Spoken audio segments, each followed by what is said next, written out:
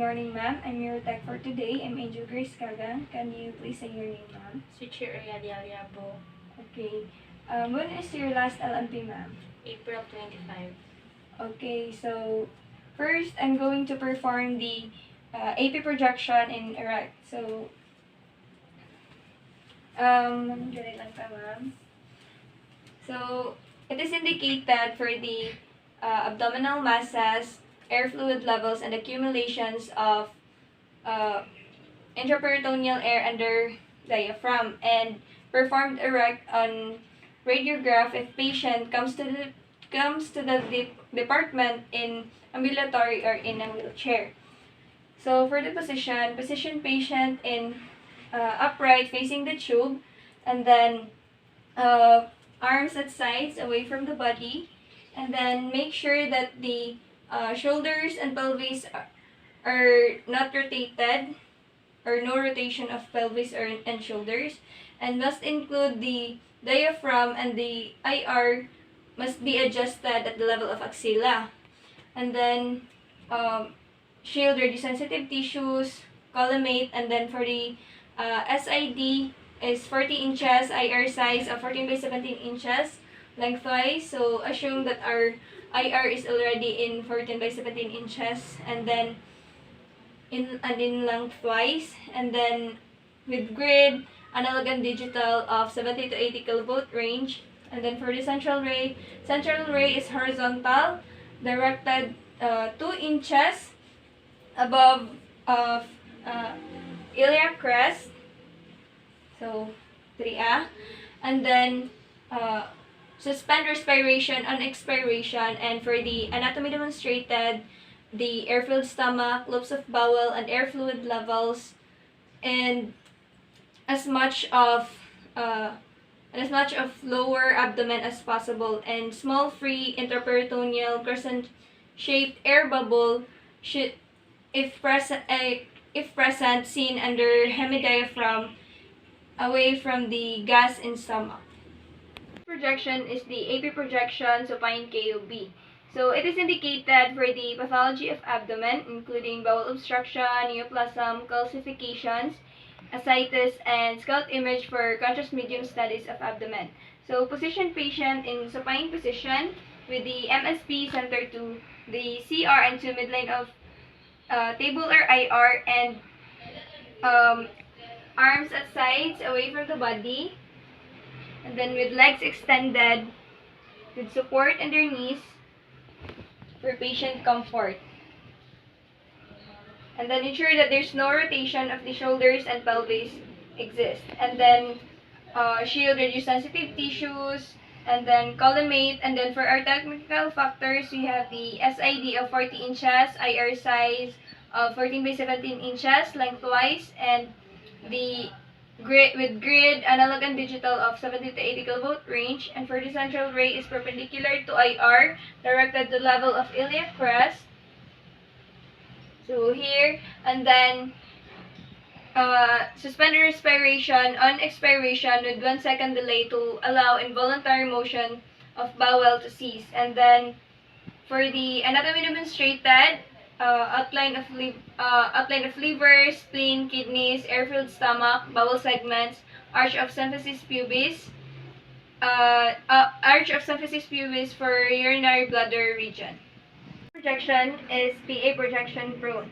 So it is indicated for the pathology of abdomen, including bowel obstruction, neoplasms, calcifications, ascites, and scalp image for contrast medium studies.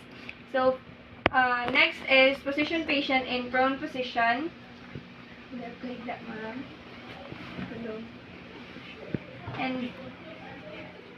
And then MSP is centered to CR and to midline of table or IR. And then the arms of patient is up, and then with clean pillow provided, and with legs extended with support under ankles for patient comfort. And then ensure that there's no rotation of the shoulders, pelvis, and thorax. And then shield radiosensitive tissues, collimate, SID of 40 inches, IR size of 14 by 17 inches lengthwise, and then with grid, analog, and digital of 70 to 80 kilovolt range. For the central ray is perpendicular to IR and directed to the level of iliac crest. So, dinia. And then, suspend respiration and expiration. And then, anatomy demonstrated.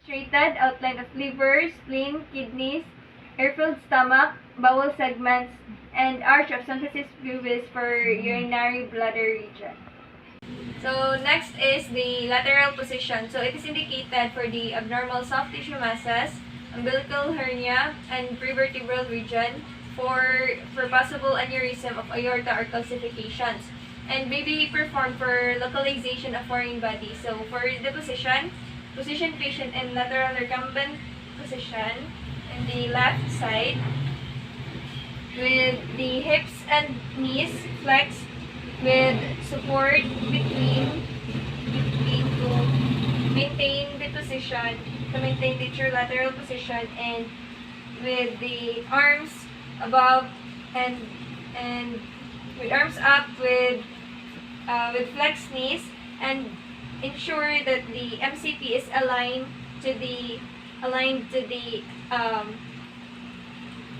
CR and to midline of table or IR, and then ensure that there's no rotation of thorax and pelvis. And then next is shield radiosensitive tissues, and then collimate closely to upper and lower IR borders to anterior and posterior skin borders to minimize the scatter. And then for the SID is 40 inches, IR size 14 by 17 inches lengthwise, and with grid, analog, and digital system of 80 to 90 kilovolt range. And then the central ray is perpendicular to IR, directed to the level of iliac crest, so dinia. And then center IR to CR, and then suspend respiration, or the exposure is at the end of the expiration. So, anatomy demonstrated, diaphragm and as much of lower abdomen as possible were present, and then the air-filled loops of bowel and abdomen with soft tissue details should be visible in anterior abdomen and prevertebral region. So next is dorsal decubitus. It is indicated for abnormal masses, accumulation of gas, air fluid levels, aneurysm, and widening or dilation of wall of artery, vein, and heart, calcification of aorta or other vessels, and umbilical hernia. So for the position patient in supine position. So palihog ko rin ma'am. Then assume nato nga ang ato ang IR is naa siya dinhi as a kilid, since ang ato ang gamiton is since we use the kanang horizontal beam, and then diri ang mag-enter ang beam, then diri siya mag-exit sa ato ang IR. Then arms up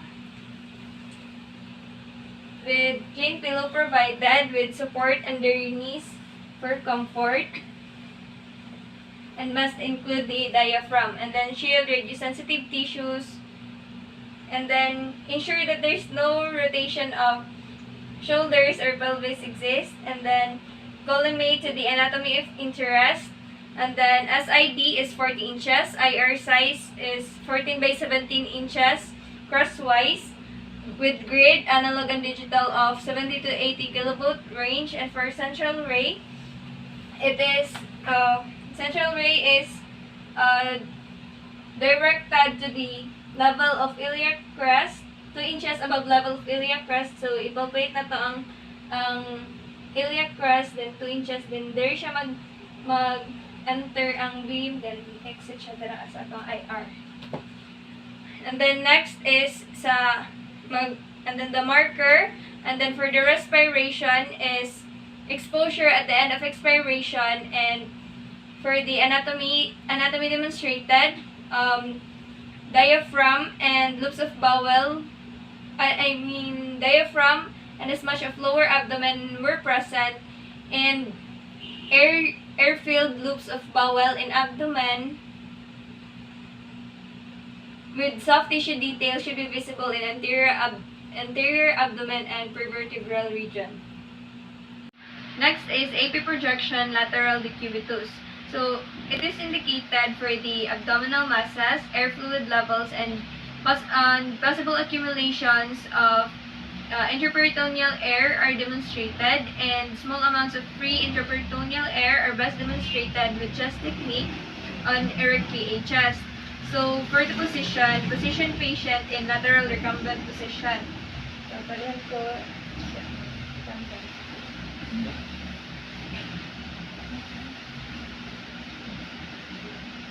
Arms up.